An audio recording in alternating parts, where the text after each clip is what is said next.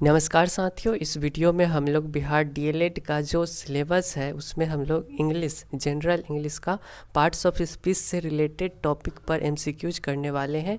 तो उस पर हम लोग क्वेश्चन देखेंगे। उससे पहले आप सभी अपनी स्क्रीन पे सिलेबस देख सकते हैं कि आपको क्या क्या पढ़ना है, और इन सारे टॉपिकों से रिलेटेड क्वेश्चन जो है वो आपके बिहार डीएलएड परीक्षा में पूछे जा सकते हैं। जैसे कि आप देख सकते हैं प्रीपोजिशन, फ्रेजल है, फ्रेज एंड आइटम्स है, preposition, passive voice, use of non finites. तो इस वीडियो में हम जो है खासकर देखने वाले हैं पार्ट्स ऑफ स्पीच से रिलेटेड क्वेश्चन। पहला क्वेश्चन आपके सामने ये रहा। इसमें पूछा गया है इफ़ द फ्लोइंग सेंटेंस, इसमें बोला गया है कि इन द फ्लोइंग सेंटेंस, जो नीचे सेंटेंस दिया गया है उसमें चूज द करेक्ट वर्ब, सही वर्ब को चुनना है, ठीक है। Which agree with the subject, जो कि सब्जेक्ट से सहमत हो।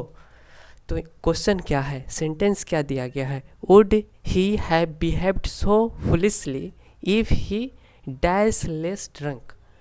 यहाँ पे बोला क्या है कि अगर वो कम नशा करते, तो मतलब वो इस प्रकार से बिहेव नहीं करते, ठीक है। और मूर्खतापूर्ण बिहेव नहीं करते, मूर्खतापूर्ण व्यवहार नहीं करते यदि कम नशा किए होते। तो यहाँ पे क्या प्रयोग होगा, कौन सा वर्ब का उपयोग होगा जो कि आपके सब्जेक्ट के साथ सही मेल खाता होगा। यहाँ पे हैड बीन का प्रयोग होगा।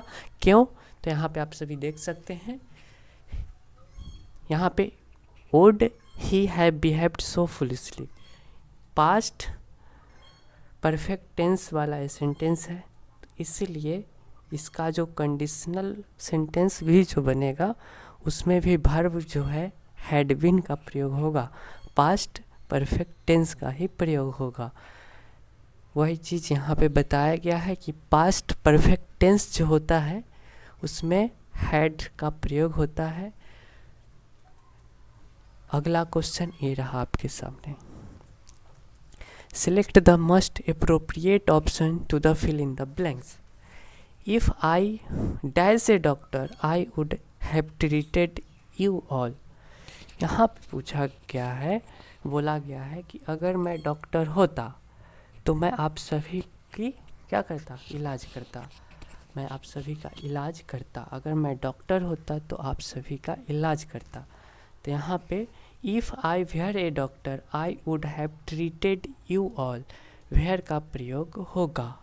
फिर साथियों यहाँ पे आप देख सकते हैं, ये जो ऐसा जो सेंटेंस होता है इफ़ आई वेयर यू, अगर मैं आपके जगह पे होता, मतलब अभी नहीं है व्यक्ति उस प्रकार से, लेकिन अगर मान लेते हैं अगर मैं इंजीनियर होता, अगर मैं प्रधानमंत्री होता, यहाँ पे एक तरह से इच्छा प्रकट की बात हो रही है, तो उस जगह पे जो होता है क्या होता है, तो अगर इमेजिनेशन वाली बात हो तो वहाँ पे इस प्रकार से ऐसे सेंटेंस में आपको आई वुड या वुडंट V1 प्लस ऑब्जेक्ट का प्रयोग करना होगा। अगर कंडीशनल सेंटेंस हो तो आप देख सकते हैं if I were a doctor I would have treated you all. यहाँ पे क्या हो रहा है, तो फर्स्ट वाले में past perfect tense, past continuous tense का उपयोग हो रहा है, और जो ए है आपका सेकेंड जो कॉज है, प्रिंसिपल कॉज जो है कि मैं आप सभी का इलाज करता, आई would have treated you all.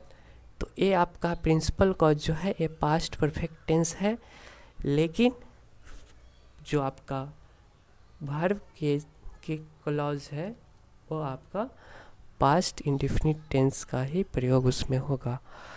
इस प्रकार से आप अन्य भी एग्जाम्पल देख सकते हैं, जैसे कि इफ़ आई वेयर यू, अगर मैं आप होता आई वुड स्टडी मोर, मैं बहुत पढ़ाई करता और अधिक पढ़ाई करता। अगला है if I were you I would stop doing that, अगर मैं आप होता तो मैं ऐसा करना बंद कर देता। If I were you I would to go to the doctor, अगर मैं आप होता तो I would go to doctor, मतलब मैं डॉक्टर के पास जाता। If I were you I wouldn't play with those wires, अगर मैं आप होता तो मैं उन तारों से नहीं खेलता। ठीक है, उसी प्रकार से सेंटेंस का ऑर्डर भी चेंज किया जा सकता है। इधर कंडीशनल जो था पहले था, यहाँ पे है प्रिंसिपल कॉज को पहले और कंडीशनल कॉज को बाद में रखा गया है। तो I would study more, I would मैं अधिक पढ़ता, इफ़ आई वेयर यू अगर मैं आप होता तो, I would be more careful अगर मैं और अधिक सावधानी बरतता अगर मैं आप होता, if I were you. I wouldn't do that मैं ऐसा नहीं करता, इफ़ आई वेयर यू अगर मैं आप नहीं होता। यहाँ पे वेयर का प्रयोग होगा। ठीक है, यहाँ पे बहुत सारा है जिसमें आई के साथ वेयर का प्रयोग हो रहा है। सभी एग्जाम्पल आप देख सकते हैं। अगले क्वेश्चन पे चलते हैं। अगला क्वेश्चन है select the most appropriate option to the fill in the blanks. यहाँ पे उपयुक्त, सबसे सटीक, सबसे उपयुक्त ऑप्शन को चुनना है। किस वाले? तो नीचे दिए गए सेंटेंस में से। इफ़ यू हैड कंसल्टेड मी, अगर पूछ हिंदी में इसका देख लीजिए। इफ़ यू हैड कंसल्टेड मी, अगर आपने मुझसे सलाह लिया होता। आई वुड हैव डैश यू, मैं आपको सलाह करता, मैं आपको सलाह देता। अगर आपने मुझसे सलाह लिया होता तो मैं आपको सलाह देता। तो यहाँ पे क्या लगेगा? फर्स्ट है इफ़ यू हैड कंसल्टेड मी, यहाँ पे तो आई वुड हैव एडवाइज्ड, यहाँ पे पास्ट का जो परफेक्ट नहीं, पास्ट परफेक्ट टेंस होता है वही वर्ब लगेगा, V3 का उपयोग होगा। देख सकते हैं पास्ट परफेक्ट टेंस में वुड हैव प्लस V3 का प्रयोग होता है। तो और ये जो क्वेश्चन जो था वो आपका थर्ड कंडीशनल सेंटेंस था। थर्ड कंडीशनल सेंटेंस को बनाने के लिए इस प्रकार का ही अप्लाई किया जाता है रूल। अब यहाँ पे देख सकते हैं कंडीशनल सेंटेंस क्या होता है। तो conditional sentence is based on the word if. If किसी भी सेंटेंस में लगा हो तो वो आपका कंडीशनल सेंटेंस हो जाता है। If it is rain we will get wet, यहाँ पे एग्जाम्पल दिया गया है कि अगर वर्षा होती तो हम लोग भीग जाते, गीला हो जाते। अगले क्वेश्चन पे चलते हैं। अगला क्वेश्चन क्या है? Which of the option given below best completes the flowing sentence. वही है, ऊपर वाले को नहीं भी पढ़िएगा तो भी आपका समय बचेगा ही बचेगा। बस देखिए जो सेंटेंस दिया गया है उसे पढ़ते हैं। सी विल क्या है? She will feel much better if she dash. तो यहाँ पे एक तरह से बोलना चाह रहा है कि वह बेहतर महसूस करेगी अगर वह आराम कुछ ले लेती ना, वह बेहतर महसूस करेगी अगर वह थोड़ा आराम कर लेती। तो यहाँ पे she will feel much better if she gets some rest. यहाँ पे पहला तो आपका है फ्यूचर वाला, लेकिन यहाँ पे जो आपका कंडीशनल कॉज है उसको हम लोगों को प्रेजेंट वाले में लाना होगा, प्रेजेंट इंडेफिनिट टेंस में लाना होगा। तो आप देख सकते हैं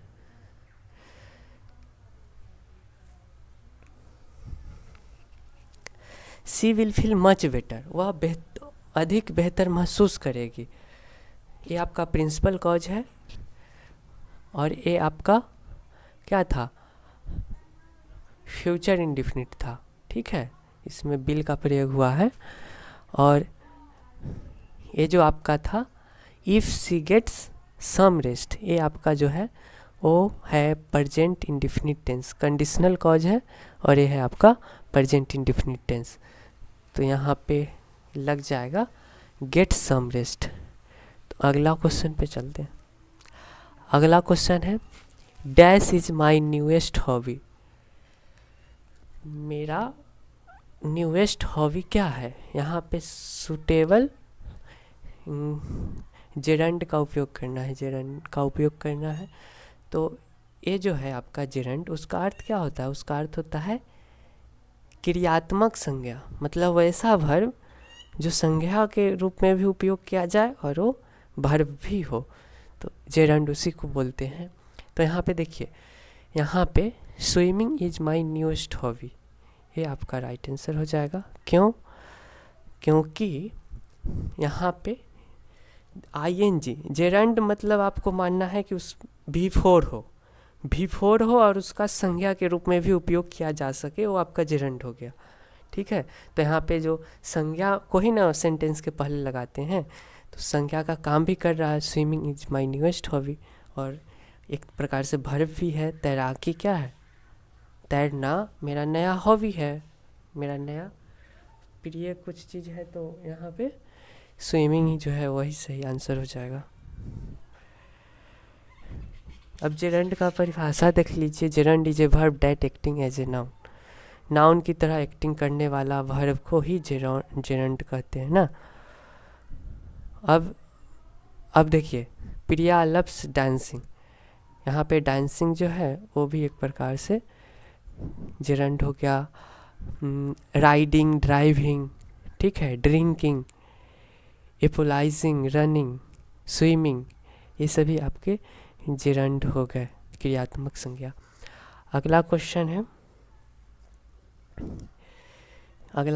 है B dash as the teacher for 2 years। बोला गया है, इसका हिंदी होगा हैव वर्कड। अगर वो लोग क्या है, वे लोग 2 सालों से काम कर रहे हैं, वे लोग शिक्षक के दौर पे 2 सालों से काम कर रहे हैं, तो यहाँ पे क्या होगा?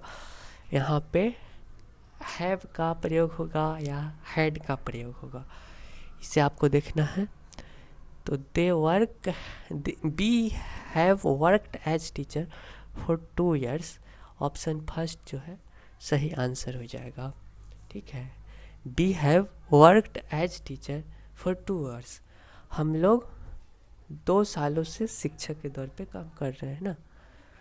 यहाँ पे देख सकते हैं प्रेजेंट परफेक्ट टेंस था, उसका क्या होता है structure, subject plus has have plus V3 plus subject. ठीक है, तो इसका एक एग्जाम्पल ले लेते हैं। एक और एग्जाम्पल क्या है, you have walked a lot today, आपने आज बहुत ज़्यादा ही चला है, टहला है। ठीक है, ये भी एग्जाम्पल हो गया। प्रेजेंट परफेक्ट टेंस का एग्जाम्पल यहाँ पे हो गया निगेटिव सेंटेंस में, you have not walked a lot today, आपने आज बहुत ज़्यादा नहीं टहला है। अगला क्वेश्चन ये रहा आपके सामने, क्या है, आई कैन नेवर फॉरगेट व्हाट आई, मैं कभी नहीं भूलूंगा, मैं कभी नहीं भूलूंगा जो कि मैं अभी पढ़ा हूँ, यही होना चाहिए। आई can never forget what I just read, just read होगा, जस्ट रीड होगा, क्यों होगा? तो यहाँ पे आप सभी देख सकते हैं, ये जो सेंटेंस था आपका सिंपल प्रेजेंट टेंस था। पहले देखिए, आई कैन नेवर फॉरगेट, मैं कभी नहीं भूल सकता, what I can just read, जो कि मैं अभी अभी पढ़ा हूँ, तो जस्ट रीड ही होगा। आई हैव जस्ट रीड अगर हम लोग लगाते हो तो प्रेजेंट परफेक्ट टेंस हो जाता, बिल का उपयोग करते तो फ्यूचर हो जाता। I can never forget what I just read ही इसका सही आंसर हो जाएगा। अगला क्वेश्चन ये रहा आपके सामने, the children's book dash on the table, बच्चों की किताब टेबल पे है। यहाँ पे कौन सा हेल्पिंग वर्ब लगेगा, इच लगेगा, आर लगेगा, हैव, हैज, वाज, बीन, क्या लगेगा? तो children's book is on the table होगा, या आर ऑन द टेबल, या फिर has been on the table, was been on the table. यहाँ पे जो है इज लगेगा, यहाँ पे है आर लगेगा बिल्कुल।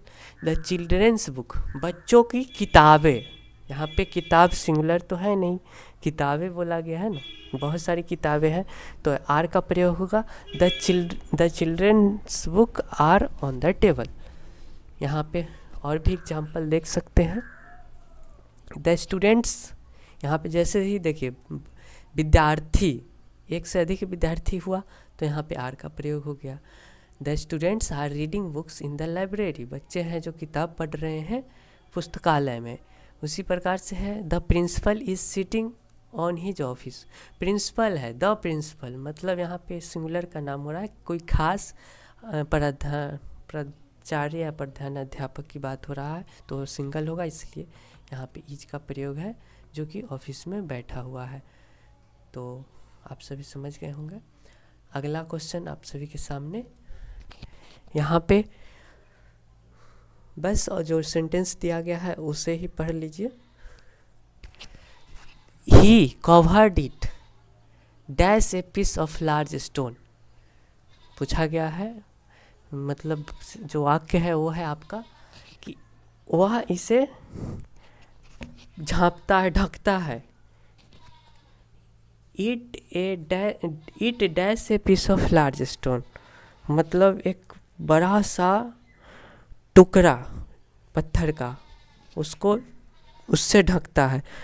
तो यहाँ पे विथ का प्रयोग होना चाहिए ना।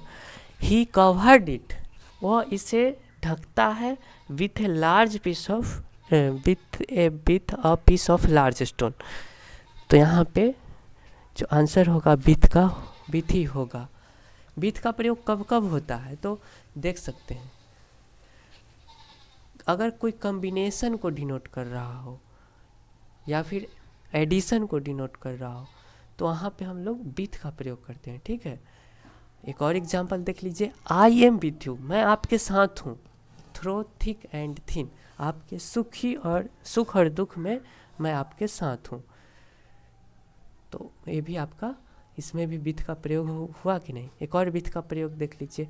Cover the meat with a layer of cheese, मांस को ढक दो लेयर ऑफ चीज़ से। लेयर ऑफ चीज़, पनीर, जो भी कुछ हो। यूजेज ऑफ हम लोग देख लेते हैं। फोर का उपयोग हम लोग कहाँ करते हैं, तो अगर कहीं पे गोल को इंडिकेट करना हो या डेस्टिनेशन को तो वहाँ पे फोर का प्रयोग होता है। फोर मतलब के लिए। एग्जाम्पल देख सकते हैं। I am working for my nation, मैं अपने राष्ट्र के लिए कार्य कर रहा हूँ। तो यहाँ पे फोर का प्रयोग हो गया, मैं अपने राष्ट्र के लिए कार्य कर रहा हूँ, तो फोर का प्रयोग। ऑन का प्रयोग कहाँ होगा, तो ऑन जो है उसका उपयोग यूज है when something is placed in contact. अगर कोई वस्तु कुछ भी किसी के कंटेक्ट में है, स्पर्श में है, ज़मीन पे हो, टेबल पर हो, कंटेक्ट में हो, गाड़ी पे हो, तो वहाँ पे जो है किसका प्रयोग होगा, तो ऑन का प्रयोग होगा। जैसे a book is kept on her table, एक किताब जो है वो उसके मेज पे रखा हुआ है। अगला है इन का प्रयोग। इन का प्रयोग हम लोग करते हैं अगर कोई लिमिट्स या इंक्लूजन को इंडिकेट करता हो, वहाँ पे इन का प्रयोग होता है। जैसे I get up daily at 6 o'clock in the morning. यहाँ पे क्या हुआ कि मैं डेली जो है उठ जाता हूँ 6 o'clock, 6 बजे सुबह में। मैं सुबह 6 बजे प्रतिदिन उठ जाता हूँ। इनका प्रयोग हो गया। अगला क्या है, fill in the blanks with the suitable article from the given alternatives. Sentence क्या है, I am dash oldest in my family, मैं अपने परिवार में सबसे बड़ा हूँ, ओल्डेस्ट। तो यहाँ पे द का प्रयोग होगा, I am the oldest in my family. The का प्रयोग क्यों होगा, क्योंकि यहाँ पे एक स्पेसिफिक बात हो रहा है कि मैं अपने फैमिली में, ओल्डेस्ट इन माई फैमिली। ये आपका क्या आ रहा है, क्वेश्चन इज स्पेसिफिक। यहाँ पे क्वेश्चन जो है वो एक स्पेसिफिक बन जा रहा है, इसलिए द का प्रयोग होगा, न कि ए न ही एन का। न ए और न एन का प्रयोग होगा, द का प्रयोग होगा। ठीक है, और आर्टिकल आपको पता ही है 3 प्रकार का आर्टिकल होता है, और ए और एन का प्रयोग उस जगह पे किया जाता है जहाँ पे डैट डिफाइंस ए स्पेसिफिक, कोई एक खास या नॉन स्पेसिफिक नाउन हो। नहीं, आर्टिकल का प्रयोग किया जाता है स्पेसिफिक और नॉन स्पेसिफिक नाउन पे, लेकिन ए एंड द का प्रयोग किया जाता है non specific member of A group, कोई खास नहीं है। ठीक है, जैसे हिमालय हो गया, सूरज हो गया, ये सब एक खास चीज़ है, केवल दुनिया में एक ही है, तो इसलिए द का प्रयोग उसमें किया जाएगा। लेकिन कोई नॉर्मल चीज़ है, जैसे राम है, हो सकता है कि वो भी अकेला हो लेकिन वो खास नहीं है, एक नाम है, तो इसलिए वहाँ पे ए एन का प्रयोग किया जा सकता है। अगला question, fill in the blank with suitable tense. Tense का उपयोग करते हुए इस खाली जगह को भरना है। He dash met my mother at. यहाँ पे देखिए, यहाँ पे बोला जा सकता है कि वह मेरे मदद से मिला कि नहीं। ठीक है, यहाँ पे ये आपका एक तरह से क्वेश्चन टैग वाला है ना, तो वो यहाँ पे ही के साथ क्या चीज़ का प्रयोग होगा से आप बताइए। हैज का ही प्रयोग होगा। और ये आपका पॉजिटिव सेंटेंस लग रहा है और एट लगा हुआ है, तो यहाँ पे निगेटिव लगाना होगा। तो हैज या हैजेंट में से ही किसी एक का प्रयोग होगा, हैजेंट का प्रयोग होगा, क्योंकि he hasn't met my mother yet, मतलब उसने आज तक मेरी माँ को नहीं देखा है ना, यही इसका हिंदी होना चाहिए। तो यहाँ पे हैजेंट का उपयोग होगा। इसका क्या हो जाएगा, he hasn't met my mother yet, वह अभी तक मेरी माँ से नहीं मिले हैं। तो यहाँ पे मेट मतलब मिलना, तो हैजेंट का प्रयोग हो गया। यहाँ पे देख सकते हैं, अगर कोई भी सेंटेंस निगेटिव हो तो वहाँ पे एट अगर लगा दिया जाए तो वहाँ पे प्रेजेंट परफेक्ट टेंस का प्रयोग होता है। एट का उपयोग किया जाता है नेगेटिव सेंटेंस के लिए, एट का उपयोग। और यहाँ पे जैसे देख सकते हैं, एक एग्जांपल है, माय फ्रेंड्स हैव कम, तो ये आपका प्रेजेंट परफेक्ट टेंस हो गया ना। यहाँ पे इसको अगर क्या करना हो, किसी भी singular noun, auxiliary verb should have singular, has the sentence also consist at the end which makes the negative sentence. बस आप इतना याद रखें कि कोई क्वेश्चन टैग हो या फिर यहाँ पे दिया गया हो एट वाला, एट लगा हो, तो अगर अफर्मेटिव हो तो वहाँ पे हेल्पिंग वर्ब निगेटिव लगेगा, और अगर निगेटिव आपको सेंटेंस दिखे तो वहाँ पे हेल्पिंग वर्ब में नॉट ऐड नहीं होगा। ठीक है, अगला क्वेश्चन ये रहा। अगला क्वेश्चन है, direction fill in the blanks, appropriate model for the given sentence. Question क्या है, इफ़ यू वांटेड हेल्प, अगर आप मदद चाहते हैं, you dash have met her earlier, आपको भी उसको पहले मदद करना होता। तो यहाँ पे इफ़ यू वांटेड हेल्प, अगर आप मदद चाहते, you must have met her earlier, you should have met her earlier, तो आपको उससे पहले ही मिल लेना चाहिए था। तो यहाँ पे चाहिए का प्रयोग ज़्यादा बेहतर होगा, शुड का प्रयोग होगा। मस्ट का प्रयोग कहाँ होता है, तो जहाँ पे ऑर्डर देना हो या फिर एडवाइस देना हो, वहाँ पे मस्ट का प्रयोग होगा। जैसे all peoples must bring a packed lunch tomorrow, यानी कि सभी व्यक्ति ने पैक्ड लंच को दूसरे दिन क्या किया, लाया। तो यहाँ पे लाना चाहिए। यहाँ पे all peoples must have packed lunch tomorrow, all peoples सभी विद्यार्थियों को कल lunch box, packed lunch box लाना होगा। यहाँ पे आप देख सकते हैं बिल का प्रयोग कहाँ पे होता है, तो किसी भी एक्सप्रेस बिलीव्स को एक्सप्रेस करने के लिए, चाहे वो प्रेजेंट हो या फ्यूचर हो, तो वहाँ पे हम लोग बिल का प्रयोग करते हैं प्रॉमिस के लिए। अगर किसी को देना हो, किसी को कुछ बिलिंग टू डू करना हो, कुछ प्रॉमिस करना हो, उसको वचन देना हो, ऑफर करना हो, कुछ आप उसे पुरस्कार देना चाहते हो या फिर रिक्वेस्ट करना हो, तो वहाँ पे बिल का प्रयोग होता है। जैसे he will give her A call if I can find him number, he will give her A call, उसके पास एक कॉल आता अगर मैं उसका नंबर खोज लेता है, यही इसका हिंदी होना चाहिए। शुड का प्रयोग कहाँ पे होता है, तो ऑब्लिगेशन या गिव रिकमेंडेशन, आप किसी को कुछ उपाय बताना चाहते हो, राय देना चाहते हो, तो वहाँ पे शुड का उपयोग होता है। जैसे you should stop eating fast food, आपको फास्ट फूड को खाना बंद कर देना चाहिए। शुड का प्रयोग हो गया। कैन का प्रयोग कहाँ होता है, तो एबिलिटी टू डू समथिंग, आपके पास अगर क्षमता है, योग्यता है कुछ करने का, तो उस जगह पे at a specific time in the future और प्रेजेंट और फ्यूचर, तो किसी स्पेसिफिक टाइम में आप फ्यूचर या प्रेजेंट टेंस में कैन का उपयोग कर सकते हैं। एग्जाम्पल क्या है, आई कैन सी यू, मैं तुम्हें देख सकता हूँ। ऑप्शन कितना नंबर, यहाँ पे तो शुड का प्रयोग होगा, थर्ड नंबर आंसर था सही। अगला क्वेश्चन है, डायरेक्शन क्या दिया गया है, complete the question sentence.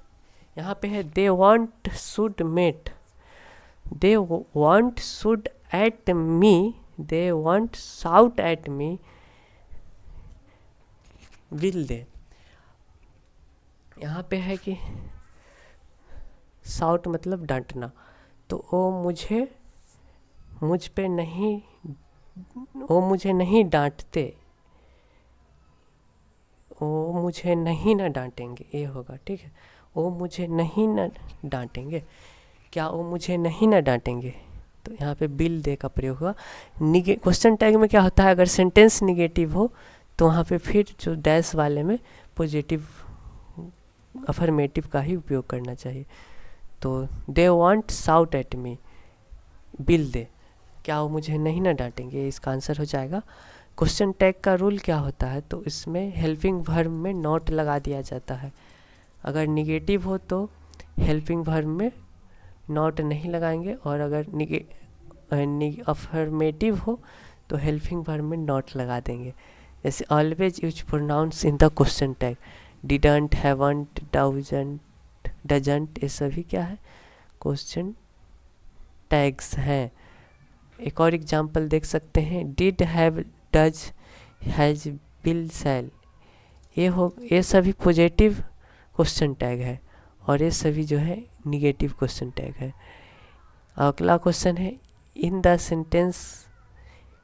The given sentence the helping verb is will and pronoun they,